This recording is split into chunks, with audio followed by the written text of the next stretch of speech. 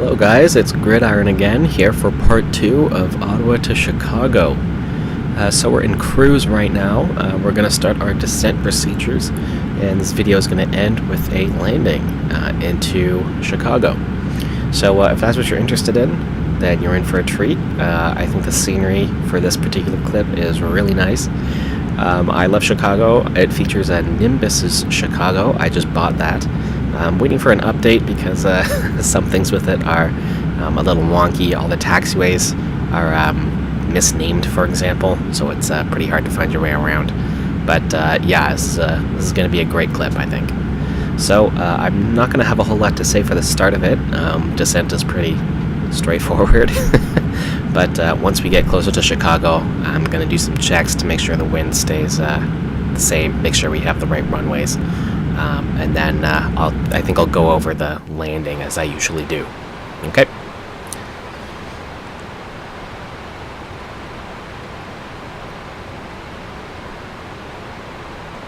So here we are starting our descent. We're just going to put in our approach page. And we're going to pull up the TAF and make sure that our values are the same. I think we land kind of in between reports, so we kind of have to make educated guesses as to what the weather is probably going to be, as it's coming from one direction 1 hour and it changes in the next hour. So I think I just split the difference.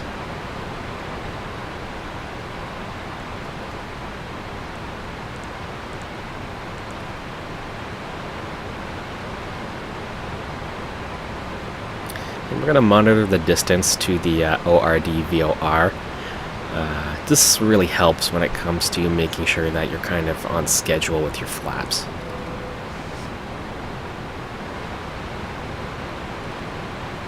You want to be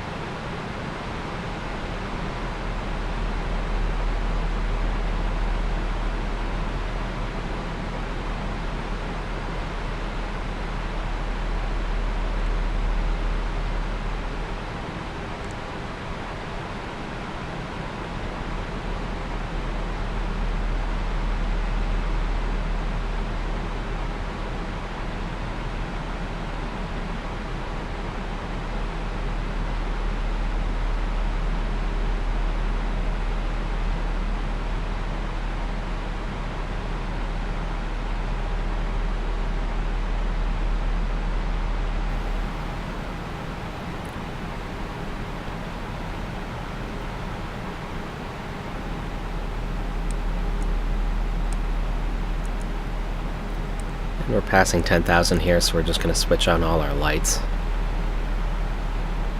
Prepare ourselves for landing. And we can see Chicago off in the distance. We're approaching the Chicago coastline here. Really beautiful scenery once again. And we're going to start monitoring the glide slope. Just going to press that LS button and it gives us information about which glide slope we are going to be capturing and the distance to it.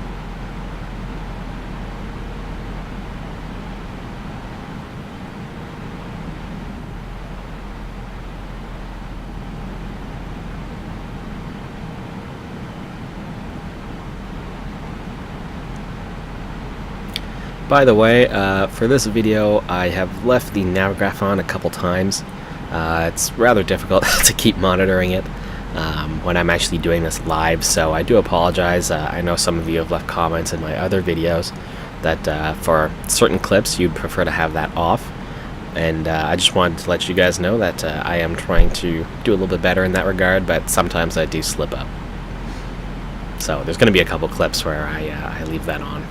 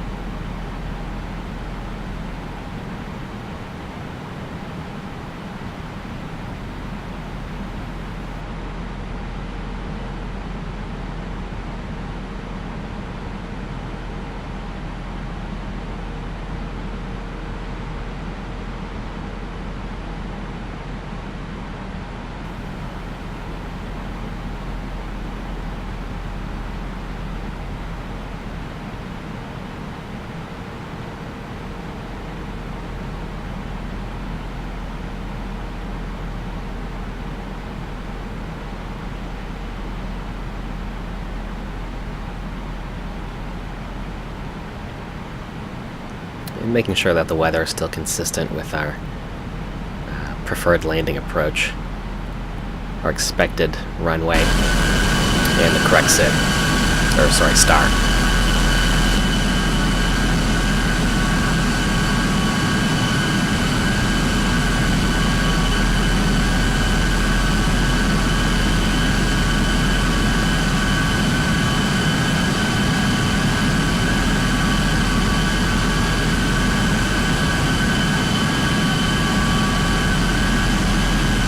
Just getting a good look at that Chicago scenery and that A320 exterior model.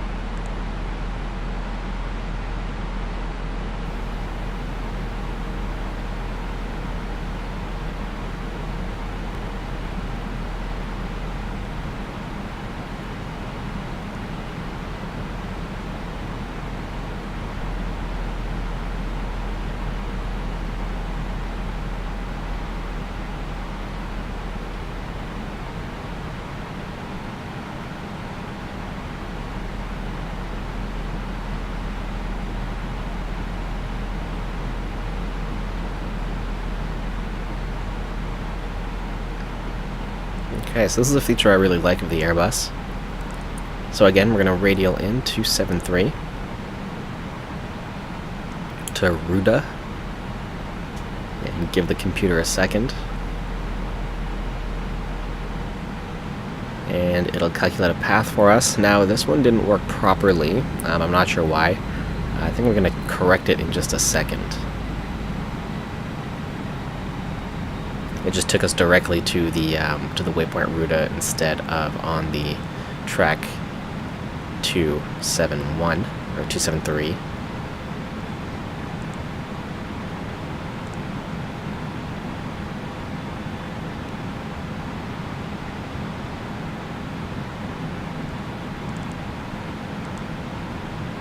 And right now I'm just trying to make sure it's actually working by putting in the opposite track.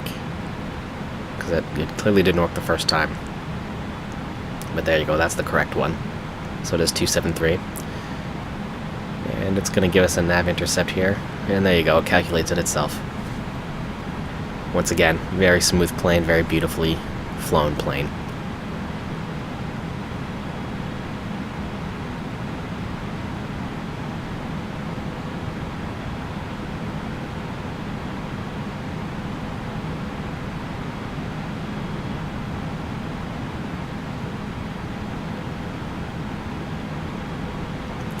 Not a critical feature.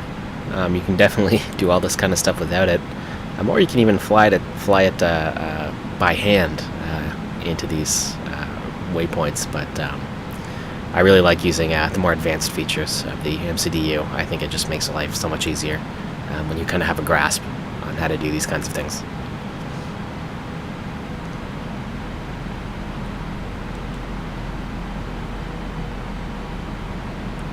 Precision flying is rewarding.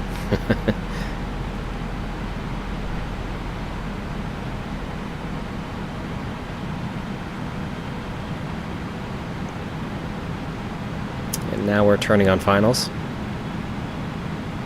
And we're going to prepare to capture that glide slope momentarily.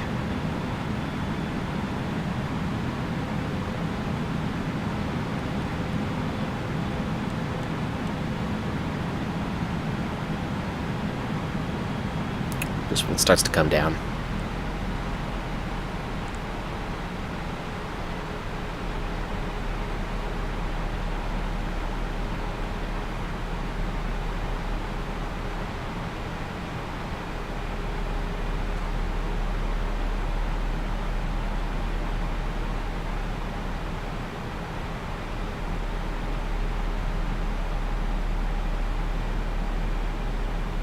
Turn on our landing lights.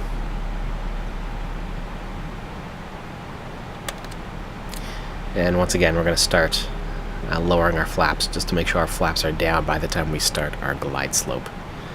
And the glide slope has appeared on our PFD.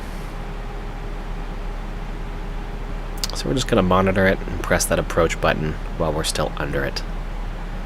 Just when the glide slope starts to get to about the middle.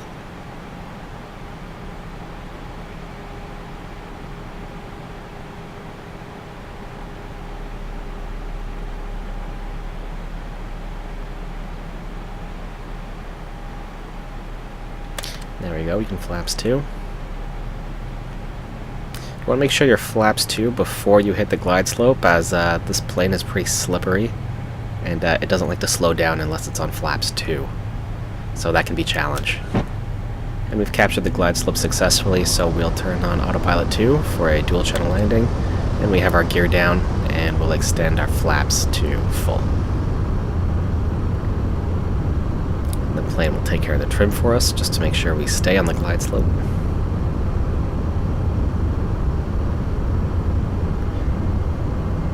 And once we hit 50 RA, the trim will lock.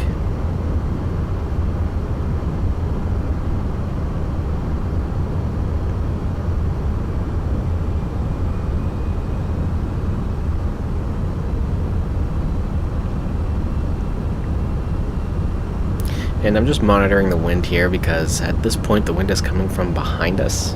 It's actually coming off our left wing, and my weather report says that the wind should be coming pretty much right in front of us.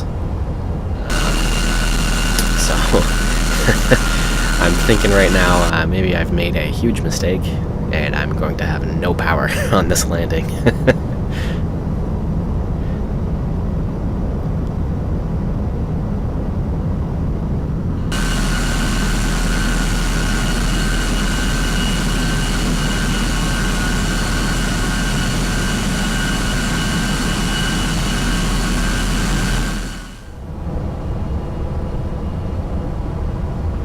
1,000. Okay, so we're at the 1,000 radio altitude.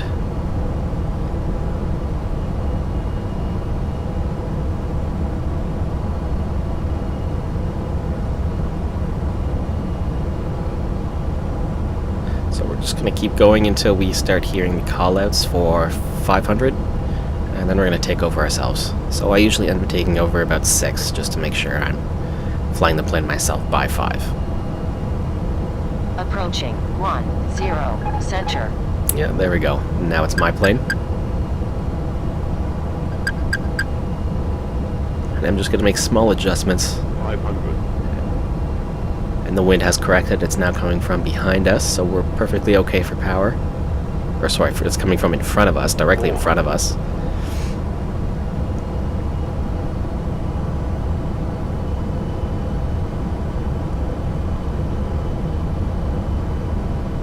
Above 300. Just gonna make sure we're on that center line.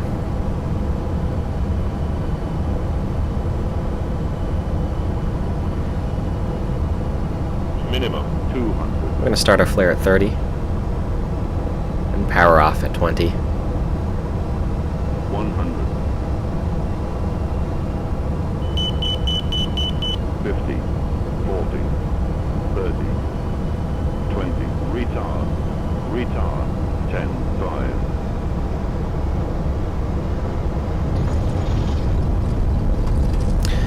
So we had a 155 feet per minute landing rate touchdown, and that's 1G. So that's really not bad at all. I was perfectly accepting of this landing. I like this landing. We only got the rating of acceptable by my plugin, but you know what? This thing hates me, so I'll gladly take 155. We're just going to turn off at this exit here, then we're going to take a look at that from the tower cam.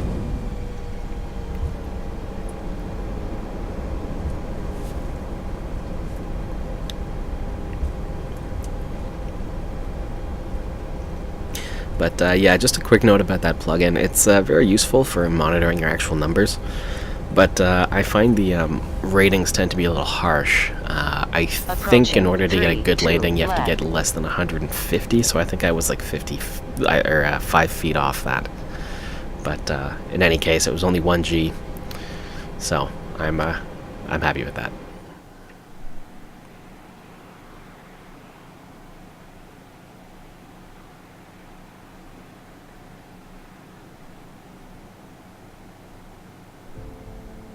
We're going to take a look at that from outside.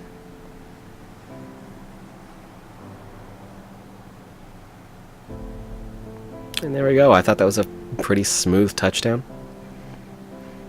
Very little floating. And we've arrived at Chicago safely.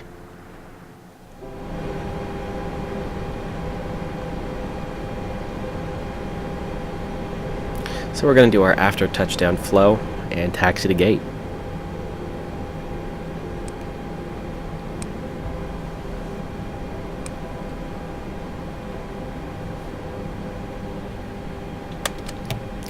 And I'm going to speed the video up, but I'm going to let you guys take a look at the Nimbus Chicago O'Hare Airport. It's an absolutely beautiful airport. I think it was like 30 bucks. I highly recommend pretty much everything from Nimbus. They do a great work for scenery, and it doesn't hurt the frames very much either. So I hope you guys enjoy the view out the window here at the Nimbus Chicago O'Hare.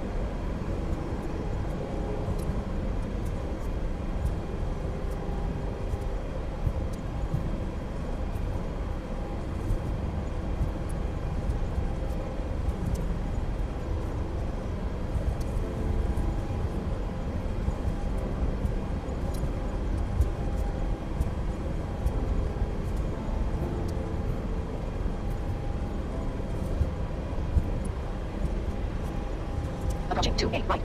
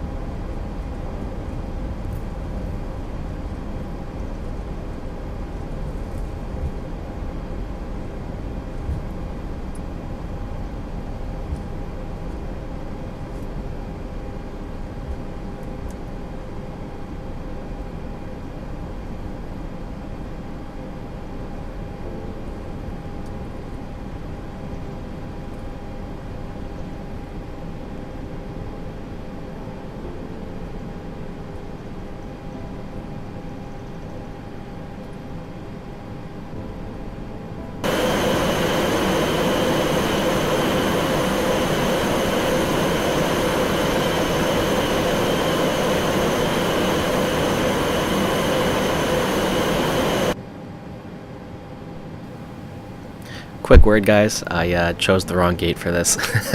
This Air Canada gate at yeah, this Air Canada gate at KORD actually doesn't work. It's the gate beside it that works. So sorry about that, guys. But hey, you know what? If you like this video, let me know. If you didn't like this video, let me know. Like and subscribe. Thanks for watching, guys. GridiroN out.